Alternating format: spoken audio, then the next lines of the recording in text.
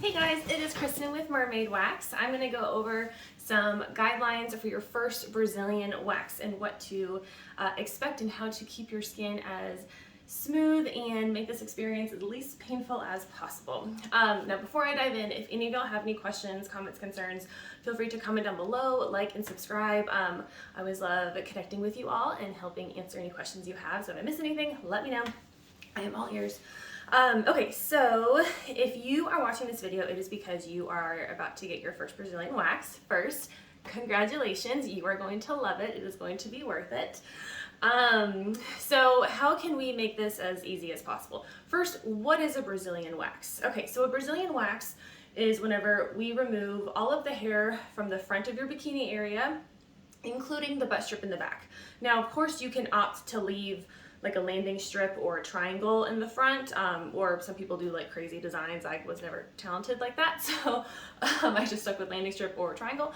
But in general, it means you're removing all of the hair from the bikini area at the front and the back. Now, I know it's easier said than done, but from the waxer's point of view, keep in mind that we've done thousands upon thousands upon thousands of Brazilian waxes. So to us, it's just another waxing appointment. We're not judging you. There's no need to feel embarrassed. We have seen it all. We have experienced it all. So don't be nervous about that. I promise you. We just want to make this as best of an experience as possible as we can. That is our job. Okay, so for a couple of things to know before getting waxed. First thing, you always want to come as clean as possible before a wax. So I always recommend it's best to shower right before. You don't want to have any like dirt or sweat, lotions, makeup. I don't know why you put makeup, but you know what I mean. I don't want anything to alter the way that the wax is going to adhere to the hair, because if there is anything like that, it's going to make the wax a lot harder to actually stick to the hair and pull it out, which means your hair can break, and if you're just breaking the hairs, you might as well be shaving. So if at all possible, I always recommend shower right before your waxing appointment. Please don't come in right after the gym, if there's anything that I could say. Let's see, so that's number two. Actually, I kind of went right into it. Don't go to the gym right before your waxing appointment. We don't want any kind of body oil or sweat to get in the way of your wax. Also, that means your body temperature is going to be more raised, which means that it can make the waxing experience more painful.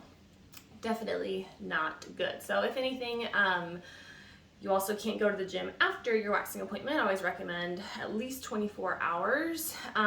So maybe go earlier in the morning, go home, shower, and then you can head to your waxing appointment. Number three, use the restroom before you go for your wax. It sounds kind of silly, but because you get nervous when you're getting waxed, it's very common. It tends to make you tense up, which makes you feel like you have to go to the bathroom. And nothing is more disruptive for the waxer for them to stop what they're doing. You get off the table, put your clothes back on, go to the bathroom, come back in the room, take your clothes back off, hop back on. It just causes a big, it just like upsets the appointment. So if anything, just go before. That way there's nothing to worry about, feeling like you need to in the middle of the appointment. If you have to, I know things happen, it's no big deal. But if there's just any kind of little tip, go before. And then this might be a hard one for some of you, but stop drinking before your wax appointment. Again, I understand that you're nervous and you want to take the edge off. I've totally been there. But drinking actually makes your pores tighten, which means it's going to be harder for the hair to be removed from the hair follicle, which results in your wax appointment being more painful. So you can take like an ibuprofen or an Advil, something like that, but wait for the shots to come out until afterwards. Celebrate that you survived. And then the last tip I wanted to say was make sure your hair is long enough. This happened so many times, especially at European Wax Center, because I wasn't the one actually talking to the customer. It was always someone at the front desk. Once I opened my own salon, I always made sure to ask, when was the last time you waxed or shaved? You'd be shocked how many people would come in after shaving like 3 days ago, and then I unfortunately have to disappoint them and tell them the hair is not long enough, you have to wait. So the length of a grain of rice is like the best time frame. I would say no earlier than 3 weeks and no later than 6 weeks. So that's kind of the happy medium for the perfect time to wax. If it's earlier than 3 weeks, the hair is just going to be too short, and it's going to be harder for the wax to remove all of the hair. If it's longer than 6 weeks, then the hair is going to be extra long, which means whenever we apply the wax, it can tug. The wax can tug on the hair, which is painful. Also, you might be having multiple hair growth cycles, so you might not get the smoothest wax depending on where the next stage of your other hair growth cycle is coming back in. So I hope this helps, but don't be nervous. You're going to do fine. It'll be over before you know it, and you will be so glad that you did. If you have any questions, let me know. I'll see you next time.